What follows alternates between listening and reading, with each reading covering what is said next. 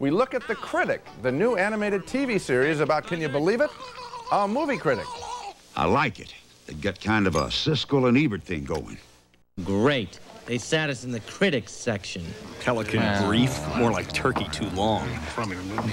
Even Satan himself would love this angel hair pasta. It's a goodbye. And so goodbye from Mr. Good Guy, Gene Shalit. It didn't surprise me, a new primetime TV show about a movie critic, a natural subject, wouldn't you say, Raj? But what did surprise me, and I like the concept, it's all animated from the same production company that gave us The Simpsons. Unfortunately, it doesn't have as many memorable characters as that series. Just one self-loathing movie critic with a head bigger than mine and a body smaller than, well, he's losing weight, so we'll see. The critic is named Jay Sherman, voiced by John Lovitz, and the first episode was very funny with its movie parodies. Eat lead, Rabbi. Sorry, that's not kosher. All right. If you are a real rabbi, circumcise this child. Ava Nagila, baby. It also featured a starlet coming on to Jay before he reviews her new movie. Now, I must confess, I haven't seen your movie yet. Well, let's not talk about the movie. Let's talk about you. Ah, my favorite subject. But the second episode let me down. It didn't seem to be about the world of a movie critic, just a single dad and his geeky son. How do you like America?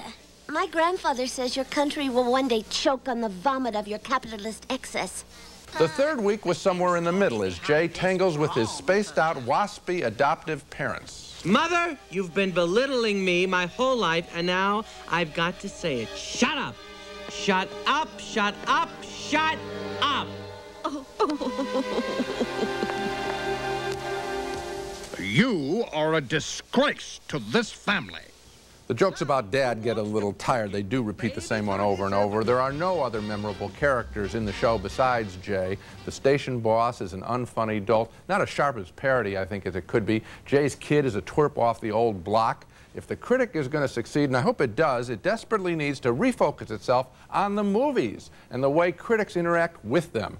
Obviously, the show needs two things, a second critic, and for Roger and me to write some of the scripts. We could save this show, and I, for one, would like to. Well, I'd be happy to give them some free advice, and one of them would be to build up some of the other characters, and especially, I think you're wrong, I think the station boss has a lot of potential. He's obviously kind of modeled on Ted Turner, and I think there are enormous possibilities there. I also feel possibilities. Make him sharper, make him smarter, like Ted Turner. I also feel that the very best thing in the show so far has been the satires of movies, and they ought to have 2 or 3 of those in every show. Current movies or kinds of movies, and also I'd like to see Jay Sherman watch television so that he could satirize and discuss what's on television these days. In other words, focus this show on the media and not turn it into another sitcom about a guy and his son and his ex-wife and his girlfriends and so forth. They have to focus on the movies. That's what the show should be about. And also, I think they ought to keep Jay Sherman as a smart critic. If they make his criticisms smarter, he can still have a bad self-image, but make him a smart guy, because then